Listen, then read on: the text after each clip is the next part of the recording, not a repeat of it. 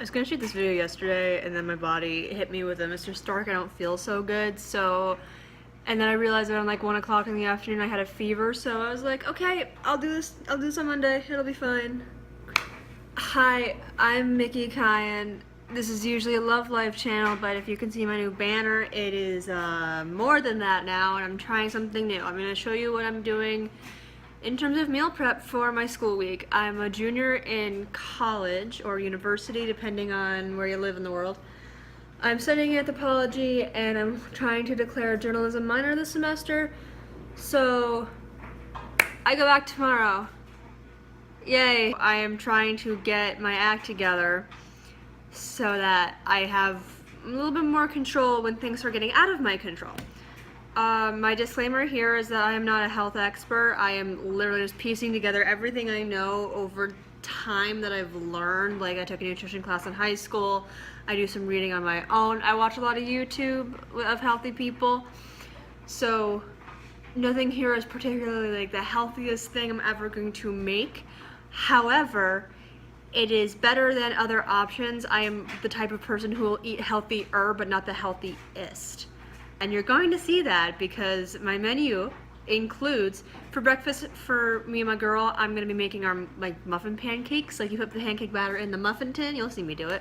And for my lunches, I am going to be making some broccoli, macaroni, and cheese. Literally just the Walmart brand box of mac and cheese, but I'm throwing some broccoli in there to make me feel better about myself. And then for a bunch of snacks and stuff, I'm gonna be making like chocolate mandarin oranges, some peanut butter pretzel, little like bento box, but only the pretzels and peanut butter. And then I'm gonna be slicing up some veggies, and it'll be a good time. Let's see how it all comes together. Okay, here I go. I waited too long to record the voiceover, now I'm tired. Here's me cutting up some cucumber. I'm putting it in one of those food safe containers, like Tupperware things, because cucumber doesn't last very long once you slice it up, but it lasts like pretty long in one of these. And cucumber is nice to have on hand, along with some yummy carrots, which are going to show up in a minute. Where are they coming? Oh yeah, then I realized I had filled the entire thing with cucumbers, so I had to go get the bigger container because I put my carrots and cucumbers together because they're friends. So here's me slicing up some bags. We usually just get what's on sale at the store to save money. And they were like $1 a bag, so we got 2 bags for $2. And here's me mixing it all up to make sure the cucumbers have room on top too.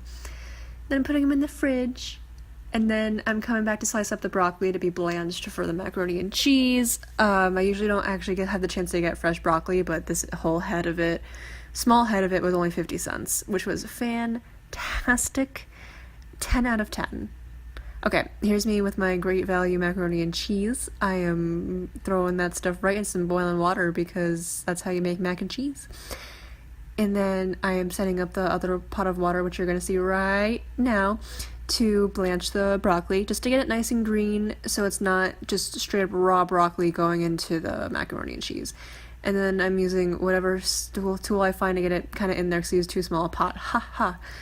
Draining the mac and cheese, and then making sure I'm getting the broccoli off the heat. And then I'm adding the pasta back in.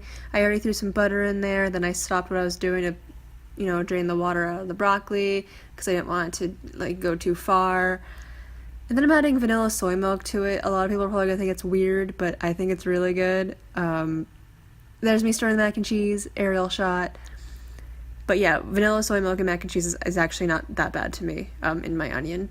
And then I'm adding the broccoli back in. Actually, speaking of which, onions would actually go very well with this, and I might consider that in the future. I like onions a lot.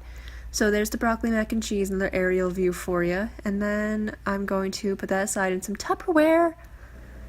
So this is kind of like what the muffins look like once they're done. They're fluffy. I could have done them a little bit darker, but you know what? It's fine. Oh, they're still hot. The colors on here look funny, but these are what the muffins end result came out to be. Okay, back to this. I had put the sticky note on top of these because I wanted to make sure I knew what the Tupperware was going to be for. And then I decided I didn't want to use these specific Tupperware, so I brought the new Tupperware. And none of it actually matches because I just accumulate Tupperware randomly. So here's me about to divvy up the mac and cheese for 3 days of school. One piece fell out, S in the chat. Yeah, I realized by the end of this that the one mac didn't actually have a lot of broccoli in it, so here I am kind of rearranging them so they're a little bit more even. so that one day isn't just mac, one day isn't just brock. So then, what's next? Oh yes, here's me making the chocolate oranges. I have my chocolate chips and my chocolate melter. It's great, you just have to turn it to heat or melt, and then you throw your chocolate chips in. And then here's me thinking it's a genius idea to put, oh wait, no, I'm looking for the bowl for the oranges to go in. I'm getting my oranges out. I'm having 1 orange a day. And then I realized I put too much chocolate in, so I'm taking some chocolate out, because I was going to originally do 6 oranges, and I was like, don't go nuts.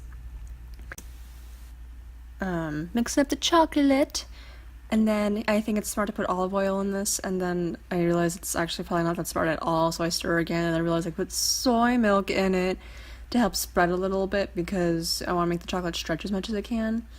So then I'm peeling up some oranges. I tried to make this as interesting as possible by just, like, I don't think I was even looking at the orange while doing that, which you can't tell at all, but you know what? There's your fun fact for the day. I'm getting the oranges ready and set so I don't have to worry about peeling them while I'm working with the chocolate. And then I'm still peeling oranges, but I think this is the one I skipped. There you go.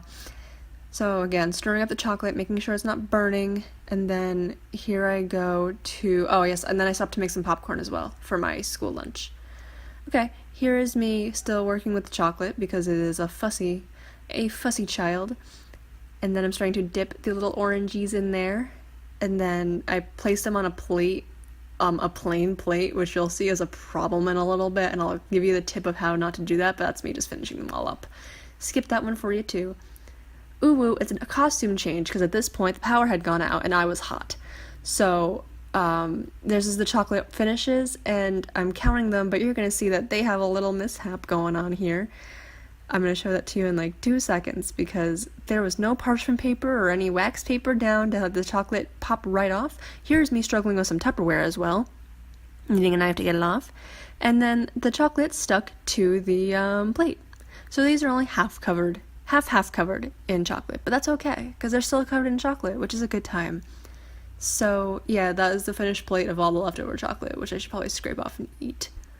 But that's the chocolate, and then here's me putting the pancakes in baggies, so then they're easy, ready to grab and go in the morning. If you want to heat them up, you can. If you don't want to, you don't have to. I'm probably not going to, because I'll be like at the train station by the time I eat these. And I think that's all I have for the voiceover. Yay! So that's just everything I've made for the first week of school. I got the carrots and cucumbers all set in the food saver thing. I got the broccoli mac and cheese all divvied up for my 3 days at school. I have pretzels ready for peanut butter the morning of, again, because they get a little soggy if they sit for a while. I got the chocolate oranges, albeit not as chocolatey as I hoped, but you know what, it's fine. It's still good. I have the muffins all set to go for me and my girl. I got popcorn ready. Like, I think I'm gonna have a really successful first time back at school. If I at least have food and general okay nutrition throughout the entire time of it, I think I'm gonna have a nice time. If you enjoyed this video, let me know. This is my first time doing a video like this, so I want to know if it was successful or not. I'm probably gonna try to do these as often as I can throughout the school weeks. I have 16 weeks of school, therefore hopefully a video a week if I can. But if I can't, I'll still try to do like what I ate in a day and like show the lunches I'm still making, because I want to give like kind of like real world examples of what college kids eat, and I think that's important for other college kids and other students and people even in the workforce to see of what just a regular old 21-year-old dork is doing. Again, thanks for watching. If you liked what you saw, do all the good YouTube things like subscribe, comment, and I'll see you soon. I usually do love life content, but I'm trying to branch out into Pokemon as well, and little lifestyle videos like this. Thanks!